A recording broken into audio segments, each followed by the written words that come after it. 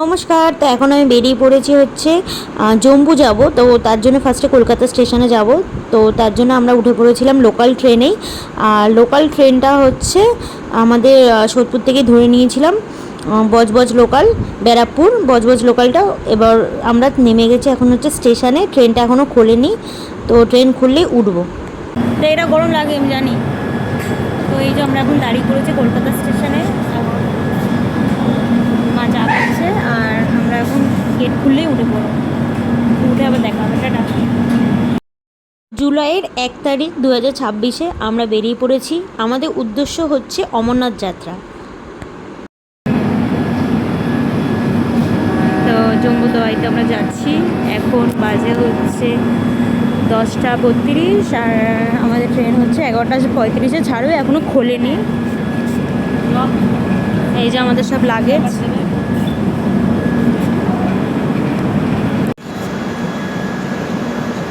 বললাম ট্রেনে, আর ট্রেন ছাড়বে হচ্ছে 11:45।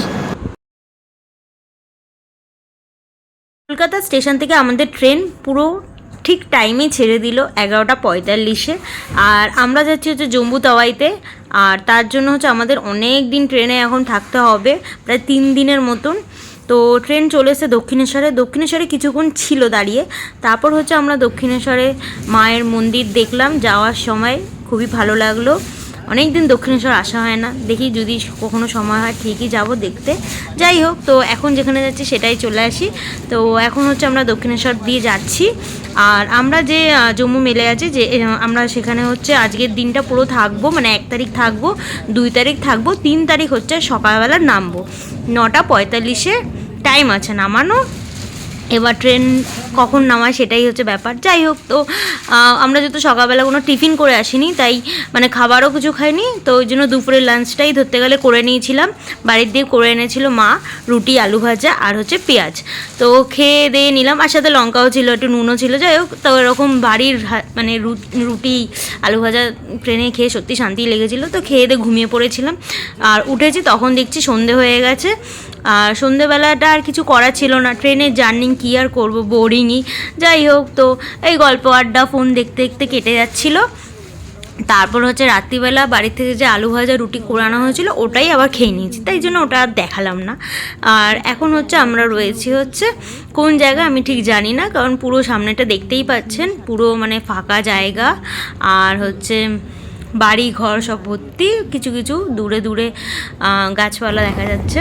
যাই হোক, তো এখানে এখন সবাই শুয়ে আছে। এই যে এটা হচ্ছে আমার মা, বললাম তাকাতে, তাই তাকালো, শুয়ে আছি। আর আমরা যে কোচটাতে ছিলাম ওটা ছিল B4-এ। আর এই যে এখানে সবাই এখন ঘুমিয়ে পড়বে বলে, মানে আমাদের টিফিন মানে রাত্রিবেলায় এটা খাওয়া হয়ে গেছিলো, ডিনারটা খাওয়া হয়ে গেছিলো, তো আমরা ওই জন্য তার মধ্যে ঘুমিয়ে পড়েছিলাম। সকালবেলা হচ্ছে ট্রেন থেকে নিয়ে নিয়েছিলাম ডিম আর অমলেট, তো ওটা খেয়ে নিয়েছিলাম। তারপর হচ্ছে খাওয়ার অর্ডার দিয়েছিলাম, সেটা হচ্ছে বাইরের একটা রেস্টুরেন্ট থেকে তো দিয়ে গেছিলো। আর খাবারটার দাম পড়েছিল, 2 প্লেটের দাম হয়েছিল 504 টাকা। হচ্ছে ভাত, রুটি আর পনির আর পেঁয়াজ আর হচ্ছে পটল আলু ভাজা আর রায়তা। খুবই টেস্টি ছিল খাবারগুলো। তো দুপুরের খাবারটা আমরা ওটা খেয়ে নিয়েছিলাম। আর আমার দাদা খেয়ে নিয়েছিল হচ্ছে ইডলি, ট্রেন থেকে বিক্রি করছিল। এইটুকুনি ইডলির দাম নিয়েছিল 100 টাকা, 4 পিস ছিল, তার মধ্যে হচ্ছে 2 রকম সস দিয়েছিল। যাই হোক, তো ও ওটা খেয়ে নিয়েছিল আর আমরা 2 দিন ধরে ট্রেনে বাইরে থেকে অর্ডার করে দিয়েছিলাম থালি, তো সেটাই খেয়ে নিয়েছিলাম দুপুরবেলা। আর এখন হচ্ছে আমরা যে খাবারটা রিসিভ করেছিলাম, সেই খাবারটা রিসিভ করেছিলাম হচ্ছে অনলাইনে আমরা লখনৌ থেকে। তো এই যে খাবারটা দেখছেন, তো এই খাবারটা আমরা এখন খেয়ে নেব। খেয়ে দিয়ে হচ্ছে দুপুরের খাওয়া তো কমপ্লিট হয়ে যাবে। তো খেয়ে দিয়ে আর কী করবো ট্রেনে, তাই একটু ঘুম দেবো।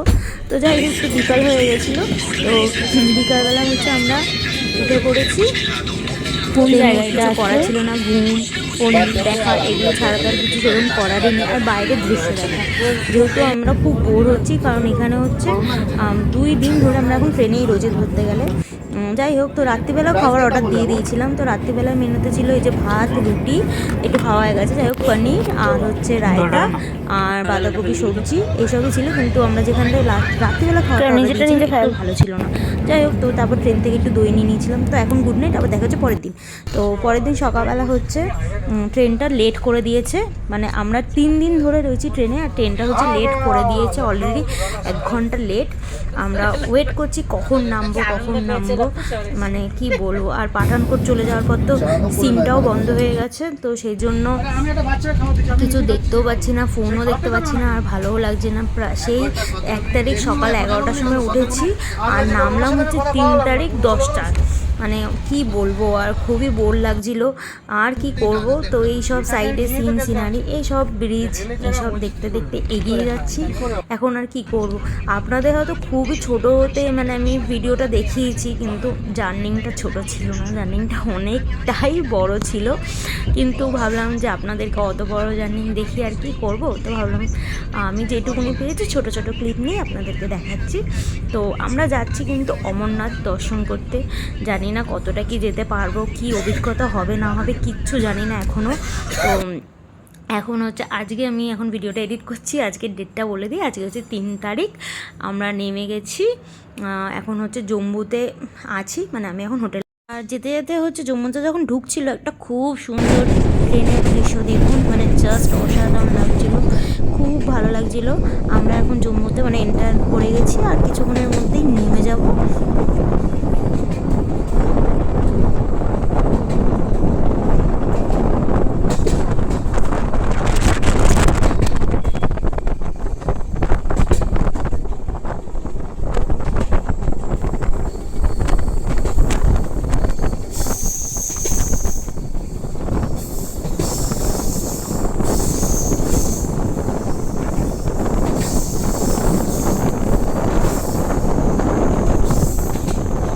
অবশেষে 3 দিন ট্রেন জার্নি পর আমরা নামলাম 11টার সময়, নামলাম।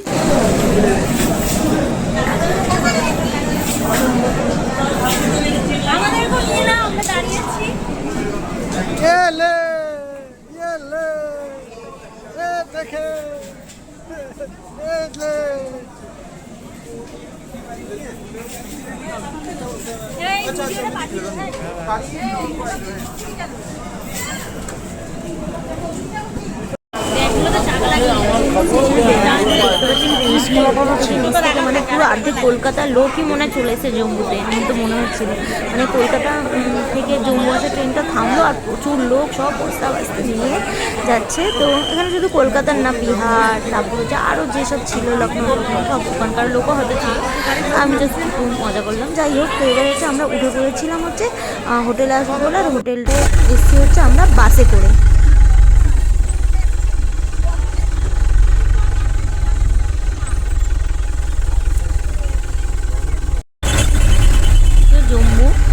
জম্মুতে হচ্ছে আমাদের হচ্ছে পারমিশনের ব্যাপার আছে, তারপর হচ্ছে আর অনেক কিছু করার আছে, তো সেগুলো সব আস্তে ধীরে করা হবে। হচ্ছে আমাদের জম্মুর হোটেল, তো এখানেই আমরা থাকবো।